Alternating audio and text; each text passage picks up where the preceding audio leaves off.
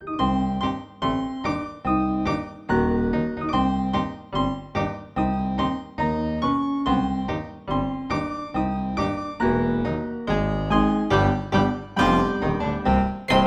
Grant, my dear Dr. Sattler, welcome to Finding Monster Heights.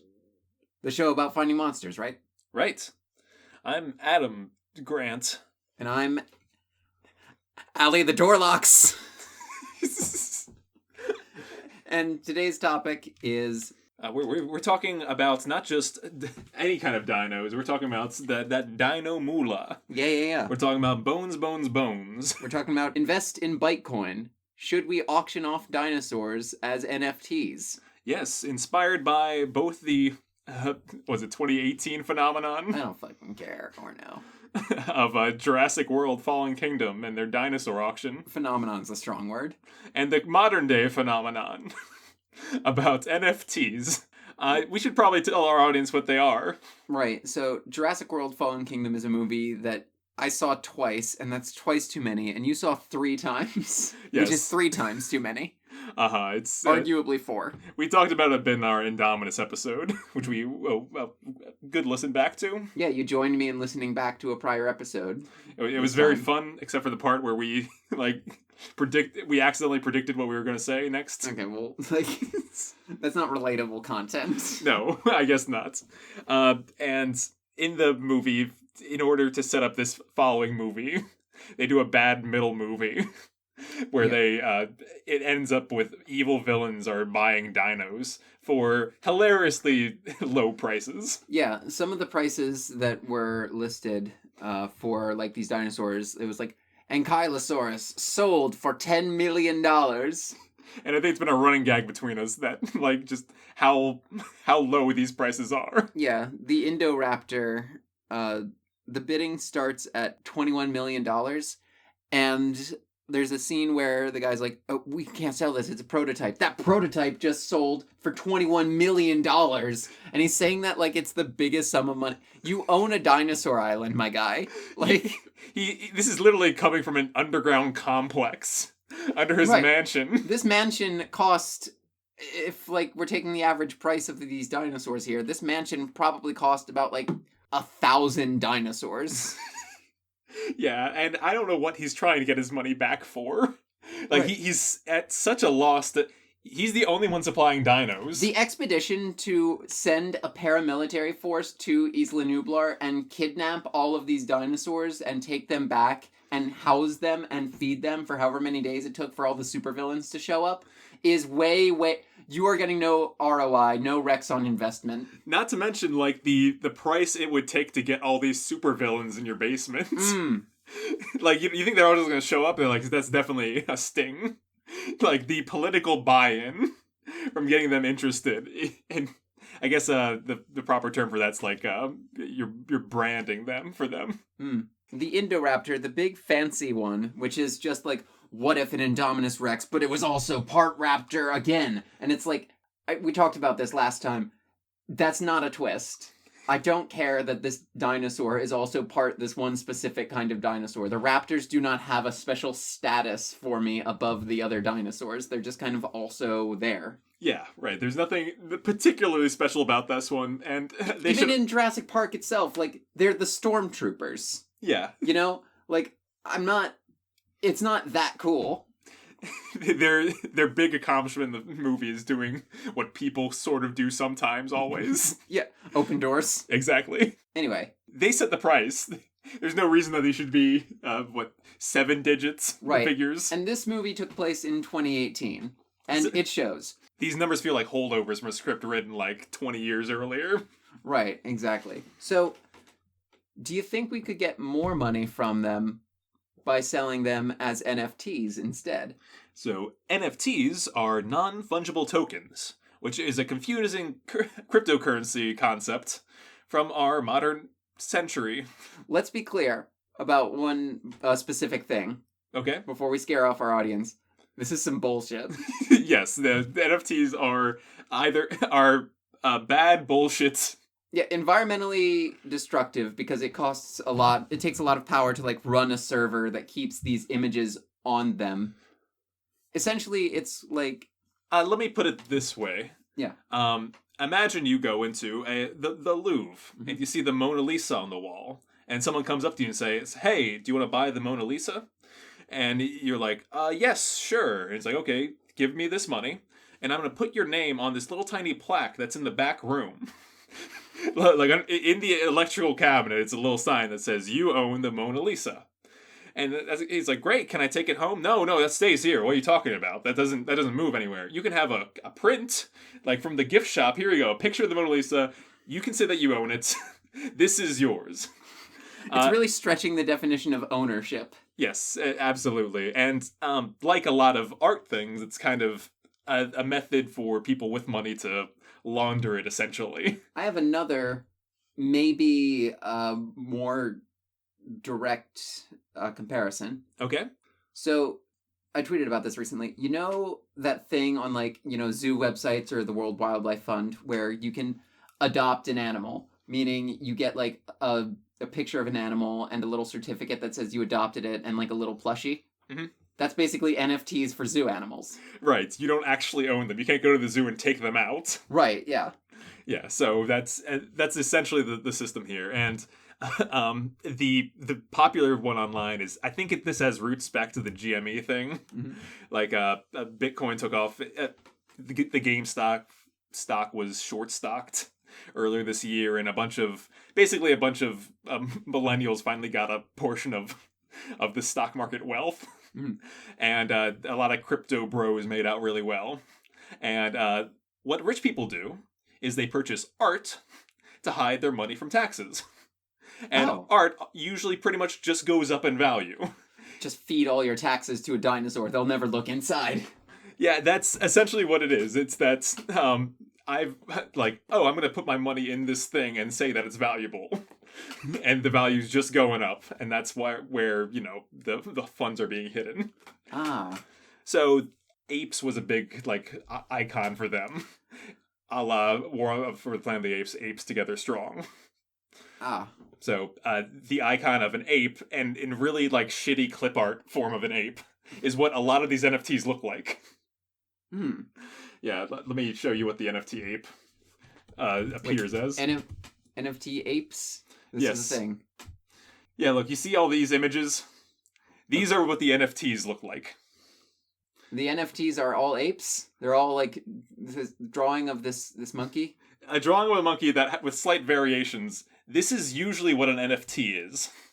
First of all, anything can be an NFT. But usually it's a monkey. This is a common crypto bro version of an NFT. Think of it as if an art piece was a bunch of trading cards. Okay. These are what those trading cards would look like. Huh. But lots of people sell things as NFTs. A lot of internet creators have been selling their works as NFTs because they're hosted on these sites and stuff like that. That one girl, I think we mentioned her before. Overly attached girlfriend meme girl. Yes, she sold that image as an NFT. And people have been knocking on film cow Jason Steele's door to try and sell his work as NFTs. And he won't. Because he's a hero. With no problems. He's fine. So, I want to talk about glowfish. Okay. So, glowfish are a kind of fish that is genetically engineered, and they are a patented and trademarked brand of fish that have... If I recall, is it something like jellyfish? Yeah, jellyfish DNA inserted in them so that they glow a certain color. Okay. You can find these at any pet store, and they always have a little rated trademark next to them. That's because they are a patented and trademarked brand of genetically engineered fluorescent fish. So the formula that it takes to grow these fish means that they're trademarked. Yes, the rights to glowfish are owned by Spectrum Brands Incorporated, which purchased glowfish from Yorktown Technologies, the original developer of glowfish, in May of 2017. These include, zebradanias, black tetras, tiger barbs, rainbow sharks.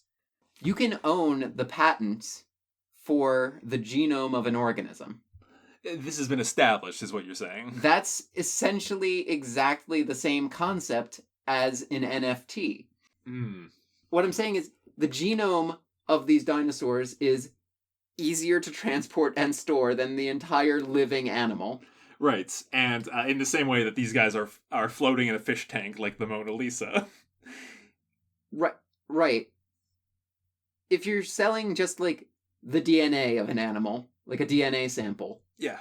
is that not easier to keep and thus more valuable than the entire grown animal that you now have to transport, that you now have to feed and house and figure out what to do with? Yeah, maybe another word that we haven't used yet is Rosetta Stone.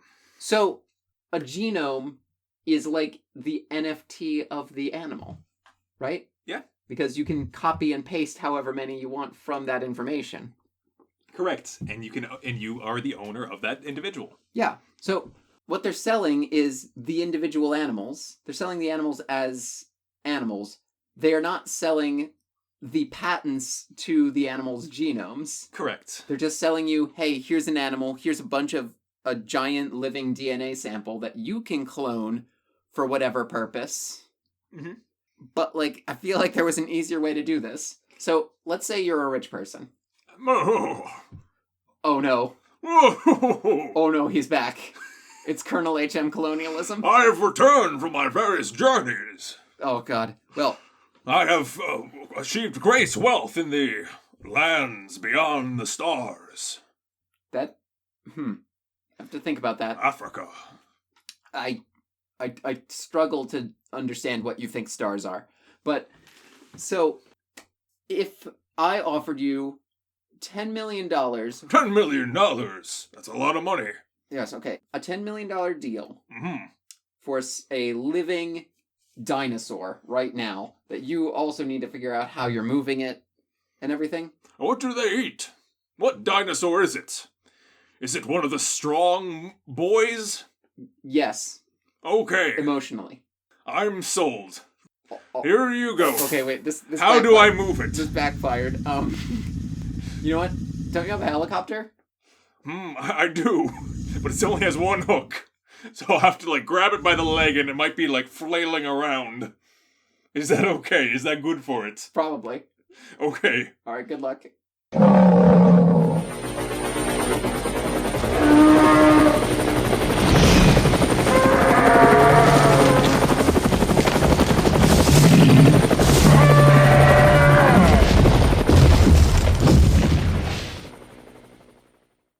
There he goes. I have $10 million now. Alright. Now, I guess you're the rich person. Okay, yeah. What was the hypothetical that you were going to do? Try and pitch me on selling me a dinosaur versus selling me the genome of a dinosaur. Okay. Hi. Hello. I have something that no one else in the world has. A dinosaur. Okay. Yeah, it's got 3 feet. I got the leg.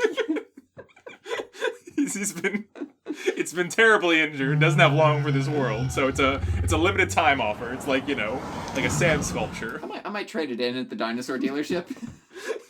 Get a newer dinosaur. Get like $250 back for it. This is a $1 million dinosaur if you sell it back now. But to fix it, it'll cost $30 million. But so you can purchase this A-OK dinosaur, or I can sell you on a dino yourself, do-it-yourself dino kit that includes the genome that the dinosaur came from. And the legal rights to that genome? Yep, they're included in there. Which do you buy? How much is the genome? Well, let's start the bidding. Let's start the bidding at $1. Yes. Sold. Okay. I still have $9,999,000 to transition with. Suck it, everyone. Which of those two is the better deal? The rights to cloning a dinosaur for $1. Yes. It's like owning Spider-Man versus owning all the money that comes from Far From Home. You could own Spider-Man's metagene. Yeah. He is a GMO. He is a genetically engineered organism. Yeah. You could legally own Spider-Man. That would be allowed. Which is great because you can own his DNA. You can own his outfits. You can own his web fluid. He has to pay you every time he uses that shit. Yeah. Yeah. So every piece along the way is comes together to make this NFT. Like, if I'm Peter Parker, I think he's patented the web fluid and he's trademarked the suit. You also really gotta, like, I think you need to buy the patents on that spider from Oscorp. Oh yeah, you have to make sure you own that one. Yeah, that seems like something that you should maybe get locked down. I want to know what that spider did next. It bit Cindy Moon and turned her into silk.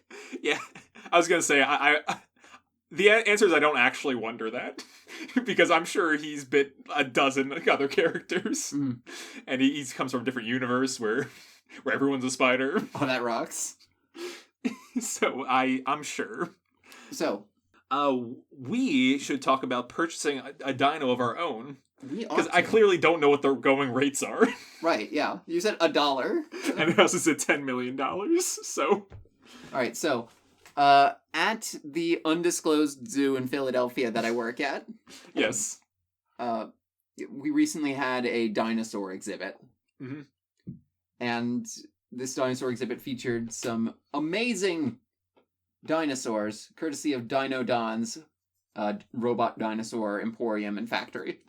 Yes, if you go to his website, dinodon.com, you can see dinosaurs moving like they are real. Yeah, so let's see how expensive these dinosaurs are. Like, we're gonna build a Jurassic Park. All right, so dinosaur for purchase or rental. Do we want to rent them? Mm-hmm. How successful is our park going to be? Rentasaurus. Buy your own full-size, accurate robot dinosaur. Well, first off, I want to just look at that banner image. just take that energy in there. It's Dino Don Lesman saying, "I promise." He promises. Jurassic Park advisor Dino Don Lesman. Yeah. Lesm. If you would like to own a dinosaur, send your inquiry to our email. So he has them all listed here. These are dinosaurs. You got Brachiosaurus and Ankylosaurus and Allosaurus. Okay, Allosaurus and Ankylosaurus are both on the original auction website. So let's see what the auction was for. Oh, okay. The auction price for Ankylosaurus was $10 million. Dinodon's selling them fucking cheap at $32,825. Oh no, all I have is $32,820. Can you swing it? Can you swing me? Oh no, I don't have. I'm missing that 5. Hey, if we can sell this dinosaur, if we can sell this Ankylosaurus to some rich people for $10 million minus $32,000. Yeah, that's a huge profit margin. If we do that, then I will be wait. I will have $19,976,174. Mm-hmm. Million. The word million should have been in there somewhere, but I'm a zillennial, so I don't know what $1 million sounds like. Yeah, it's I think that's so this is his current going rate for dinosaurs. Mm-hmm. And do you know what the usual fare for NFTs are? What are the usual fare for NFTs? They are all the fuck over the place. Oh. Could I buy an NFT for like $5? Highly unlikely. Oh. Do you see what this number is? So for trading volume 24H in NFT, that is $286,405.74. Yeah, I cannot decipher what that is. This is the important thing that we have hit the history of NFTs here. Because in January 2020, they were $30. The average sale price of an NFT in January 2020 was $30. In a year, that figure skyrocketed to $195 in January 2021. By the middle of February, the average NFT cost $4,000. Yes. So, like, that's where the interest is in NFTs. Okay. Yeah, it's because they were once not worth a lot, and now their value has increased incredibly. Why? It's the dumbest thing in the entire world. You could just save a picture on your hard drive, and it would be identical, except the only difference is that people have decided it's worth money. Just like the rest of the stock market. And how this works. People with money gathered in a circle, and they said, wait a second. You know how much dinosaurs... You know how few dinosaurs there are? We can sell these dinosaurs for more than $10 million. I'm gonna buy one right now from this guy, and I'm gonna go home and sell for $1 billion. That's what all those villains did. Yeah, probably. They're a bunch of crypto bros. I don't think you need to be a crypto bro to understand that, like, if you have supervillain fuck you money, you can buy a dinosaur and flip that dinosaur. Yeah. And flip that dinosaur is a very fun hypothetical. If you flip an Ankylosaurus, you will expose its soft underbelly and be able to eat its yummy dinosaur flesh, which is actually something I would buy a dinosaur for. So check out the Brachiosaurus on Dino Don's website. That might be more expensive because it's big. Yeah, almost twice the price at $63,000. That is a 65-foot long animal. So you get $1,000 per foot. The height at the shoulder is 33 feet. Mm-hmm. Damn. Yeah, it's pretty massive. It's a dinosaur. I just want to see what Dino Don's guarantee is. We will deliver, install, and guarantee for 3 years. Just plug it in. Allow 4 months from the time of order for installation. Note, shipping's not included. Which is... Oh, that's good to know, actually, that just shipping's not included, because we were talking about that earlier. How much do you think it would cost to ship this? Because I feel like you're going to add another, like, $10,000. I think it might be more than that. Also, the deposit to start the project is $500. Like, I'm not willing to throw down $64,000, but, like, I could pay $500. Yeah, I wonder what the monthly payment is I could put down a down payment on a Brachiosaurus right the fuck now. Do I need to have proof of dinosaur insurance? Yeah, this is... I mean, if I had NFT money, I would buy these dinosaurs instead. Well, I have $19 million now. Oh, okay. I'm gonna transition twice. No, wait, no, fuck, I'm back where I started. Time's a flat circle. God damn it. Well, I guess I learned my lesson. Don't want money for anything. So, another interesting thing I would like to say about the dinosaur auction that occurs is that it goes terribly wrong. Oh, does it? Yes, in the events of the film, let me tell you, one of these dinos gets out. Stiggy, the Stygimoloch. Yeah. Stygimoloch. That dinosaur is named after the river Styx and Moloch, the ancient Mesopotamian god that the Hebrews said demanded child sacrifice. Does he look like he wants some child sacrifice? Does he look like he wants some child sacrifice? It's the one with the thing on his head that smashes into things. It's like a Pachycephalosaurus, except it's got more spikes on its back. Yeah. On the back of the head. And, oh man, some people might think that it might be the juvenile form of Pachycephalosaurus, and in that case, we've got to decide which one was named first. Whoa, that's some Jack Horner bullshit. I don't know. I don't think that... I think that Stygimoloch is its own. Stygimoloch. I don't know how to pronounce this one. Like, that's okay. Do you know how to pronounce this one? Dreadnoughtus. Yes! I do know how to pronounce Dreadnoughtus. This is a good topic. So, I found out recently that Dreadnoughtus appears in embryo form on, like, alongside a bunch of other embryos in Jurassic World Fallen Kingdom. Yes. And what's crazy about that to me is that Dreadnoughtus is a Cretaceous Titanosaurian sauropod dinosaur, and it was named in 2014 by Kenneth Lacavera, who was a paleontologist based at Drexel University.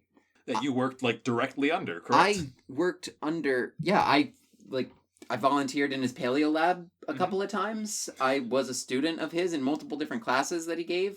I saw the material of this dinosaur before it was named and before it was described. I was privy to some of, like, the early brainstorming, like, discussions of, like, what should we call this thing? I don't know, let's call it Kenosaurus, haha, that kind of thing. Yeah. And, like, and now it's in Jurassic World Evolution. Yeah.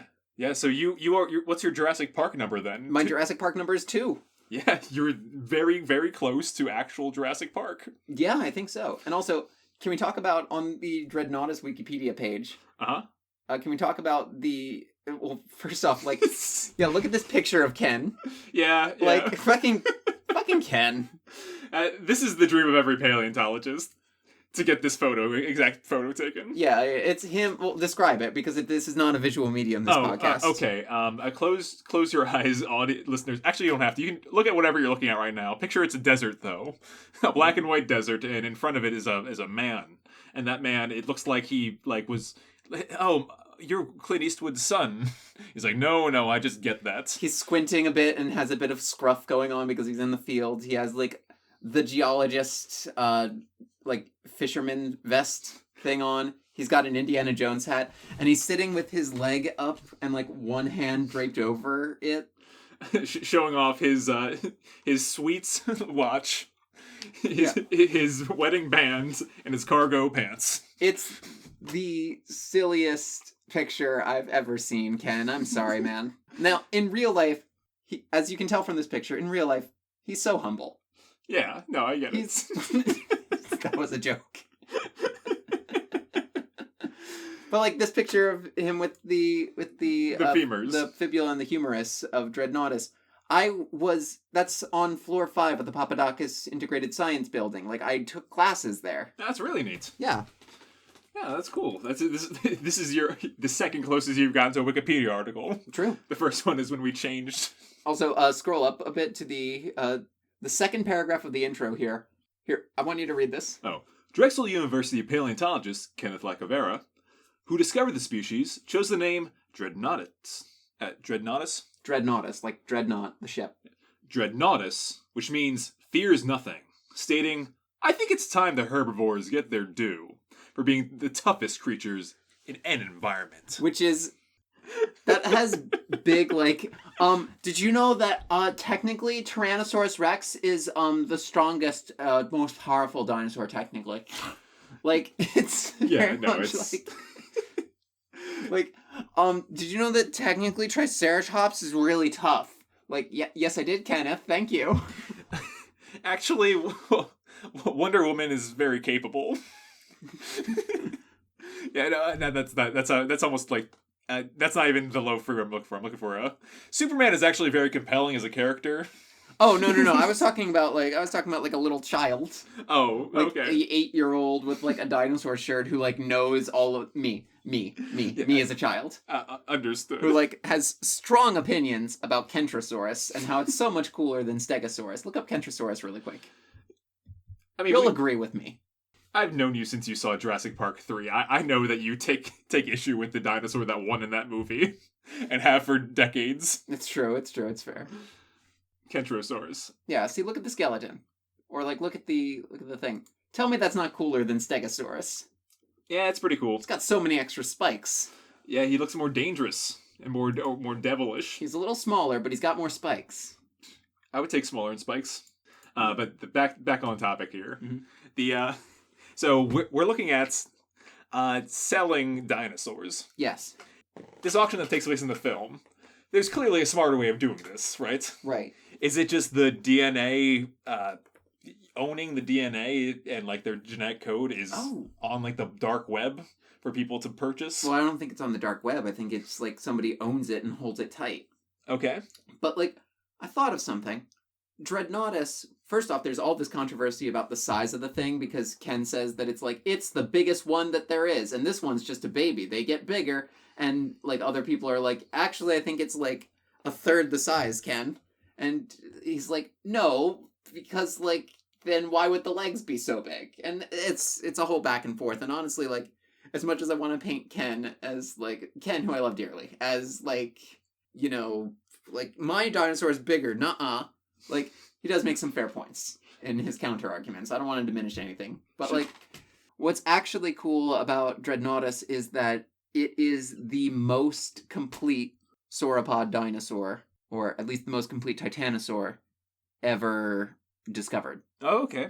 When you find a, like, big bone of a sauropod dinosaur in the middle of Argentina, in the middle of the Badlands, like, imagine the production that it takes to get that thing out of there, to dig it all up and move it out.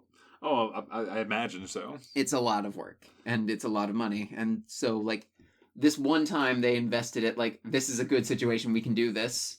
And they figured it out. They even got some cranial material, which the joke about sauropod dinosaurs is that they all didn't have heads. Because it's so itty-bitty. It's so itty-bitty, and, like, it always, you know, breaks off. But this time they actually found some. Wow, that's really cool. But the point is, it's, like, really complete. Some of that is like, well, we found one rib, so we know what the other one looked like. So it's the find sounds like it was more valuable because it was more complete. The dinosaurs in Jurassic Park are not completely dinosaur.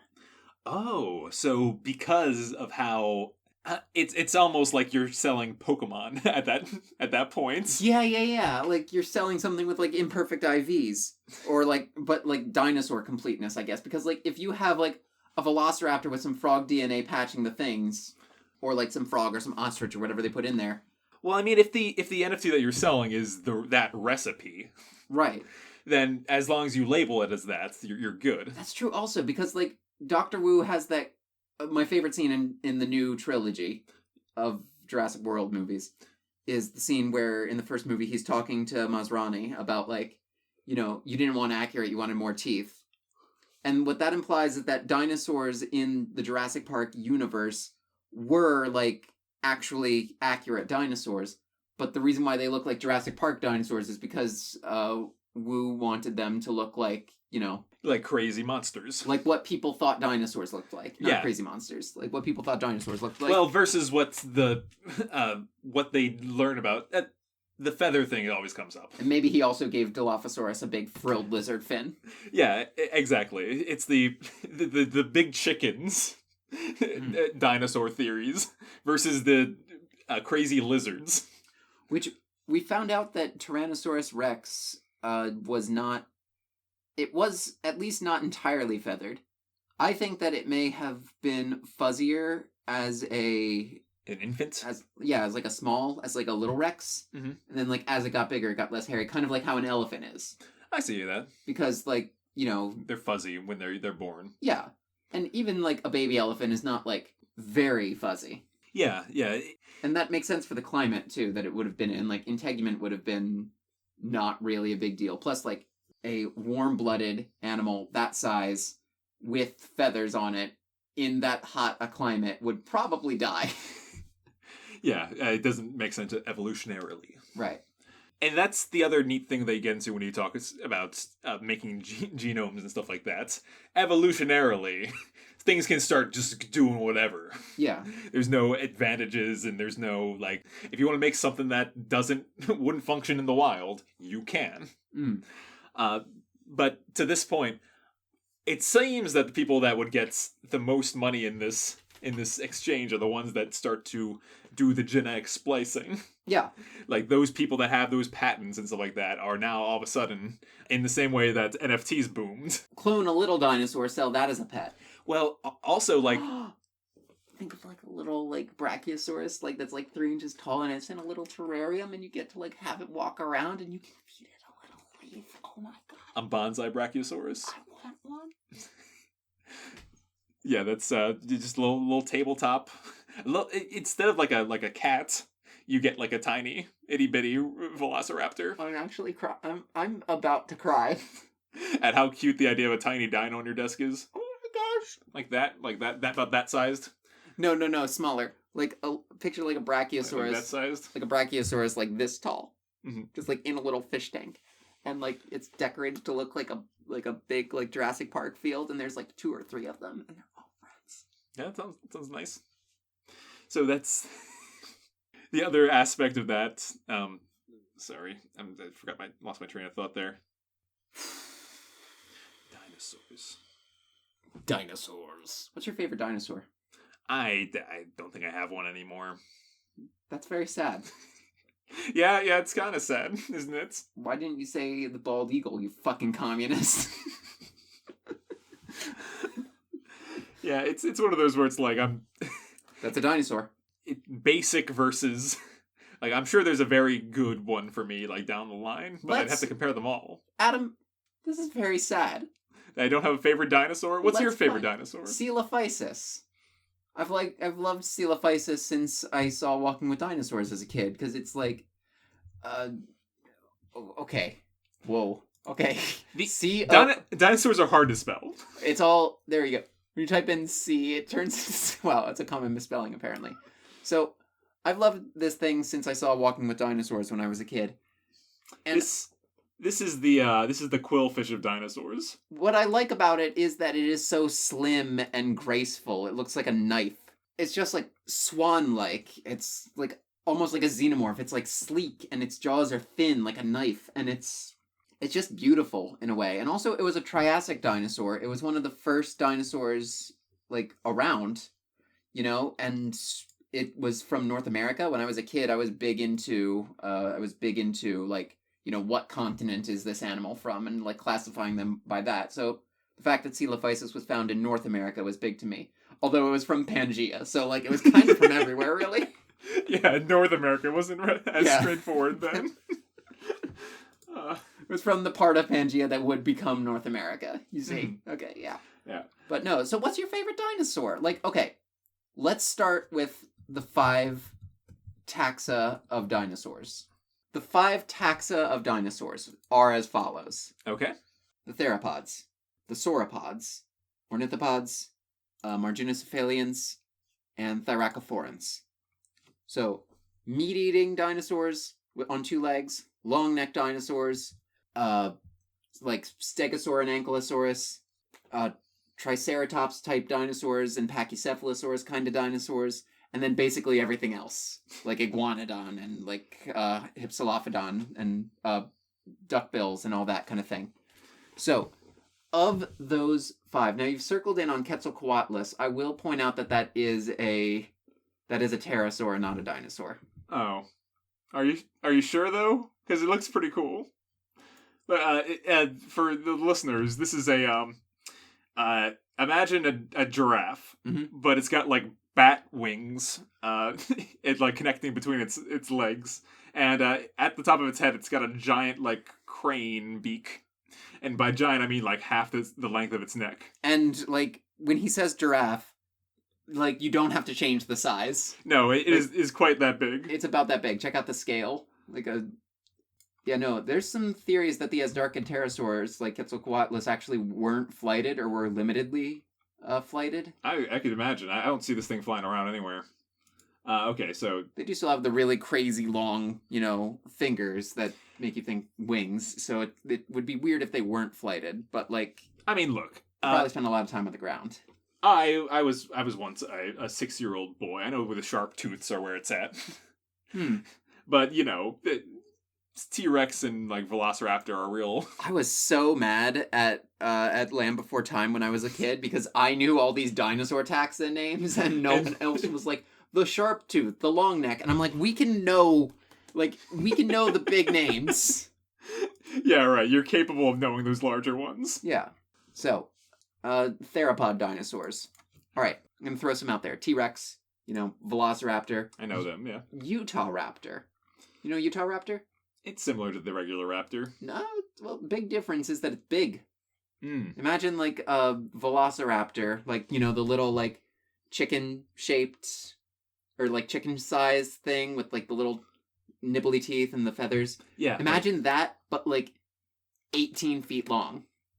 That's real long, isn't it? Like, maybe, like 6 feet tall at the shoulder, maybe.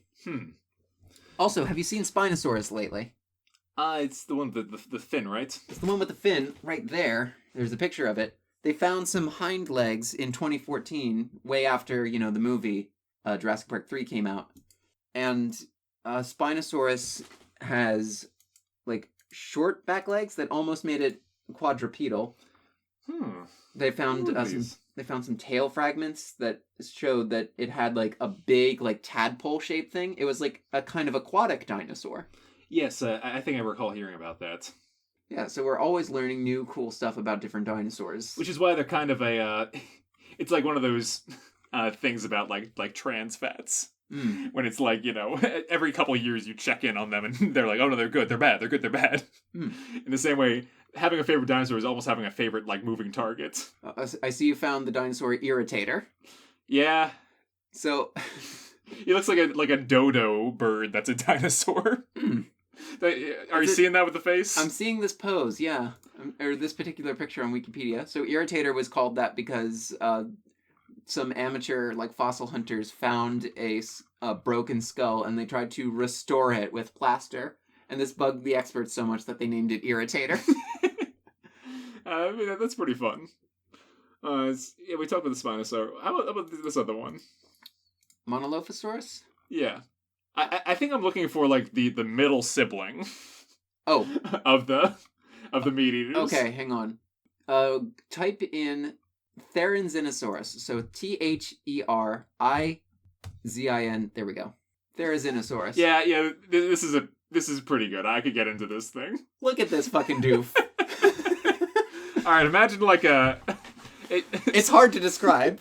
Yeah, it's almost like a platypus of sorts. It's like a man trying to fit into an ostrich suit, but also it has Wolverine claws. Yeah, he's got like, I would almost go like sloth-like claws, except super long. He's got the head of an anteater.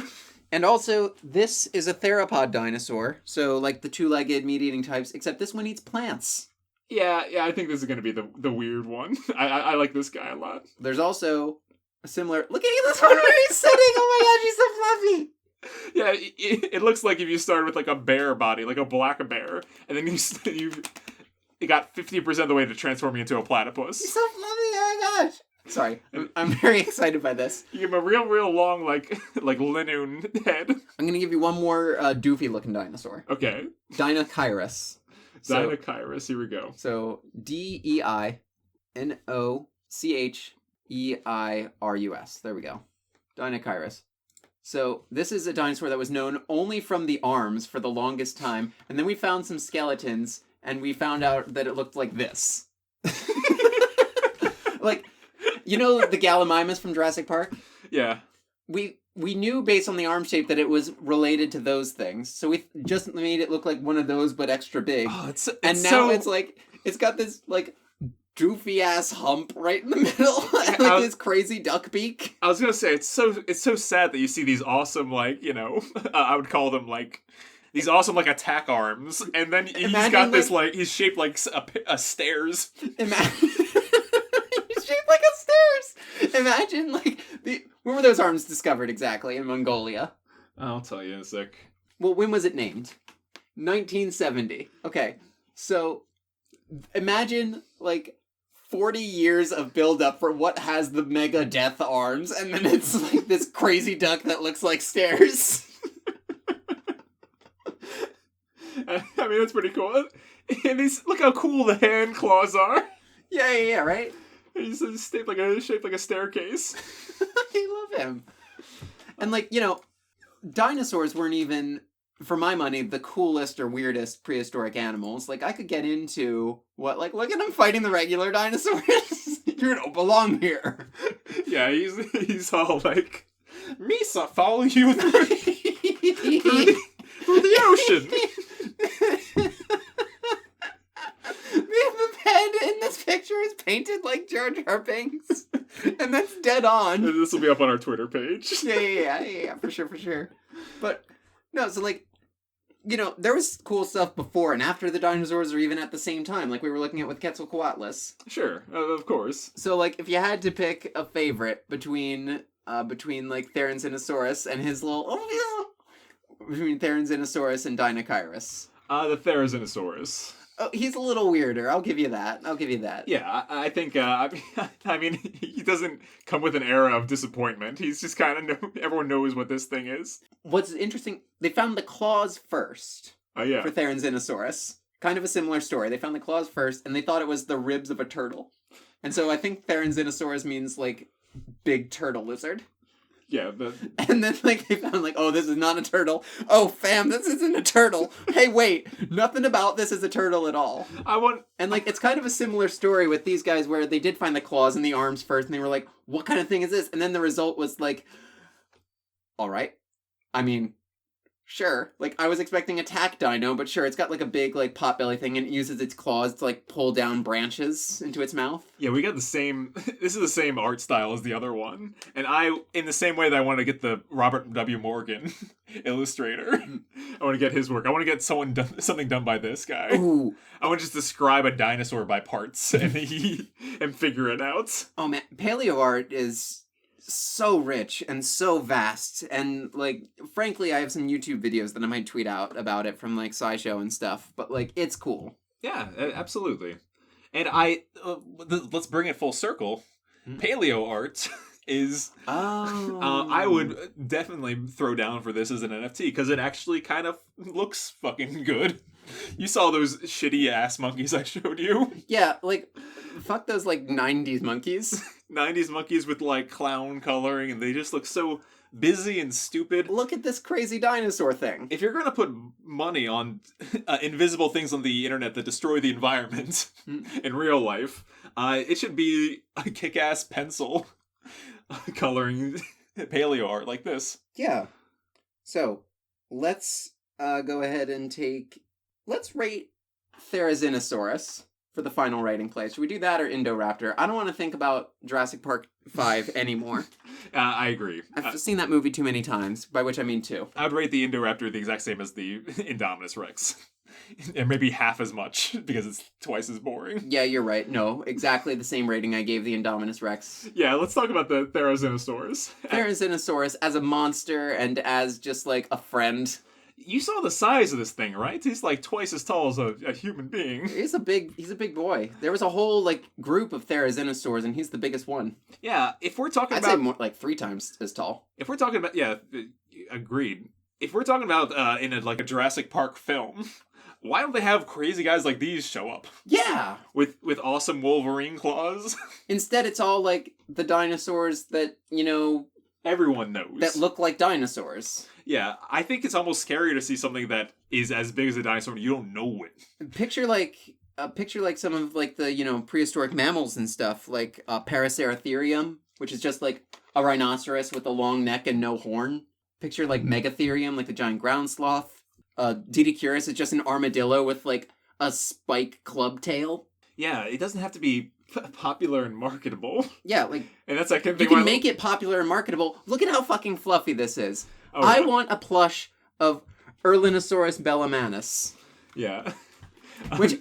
Wait, I think Bellamanus might mean hand of war, which is a little fluff. I want to see a full... It's fucking pork. I want to see a full Netflix animated series of Xeno Warrior Princess. Ooh, that's so good. Dinosaur Princess? Yeah, it's the same concept. It's just... TM.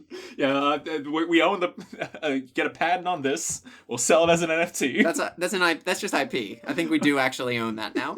Xeno Warrior Princess. Man, yeah, no, this is a good deal. I think he has a lot of potential as a monster. The only points I'm going to dock him for is hasn't yet been utilized. But maybe that's future potential for us. Oh, yeah. Yeah. I put him in a D&D campaign. I'll do it again. Yeah, I would give him a solid 7 out of 10. I am going to give... $1 million. Ooh. I'm going to give Therizinosaurus... I'm going to give him a Coelophysis out of Jurassic Park 3. Which is very high for me, because I like Coelophysis and I don't like Jurassic Park 3. Okay. Did you break, the 1.0 scale? I don't think so. Wait, I think that might just be...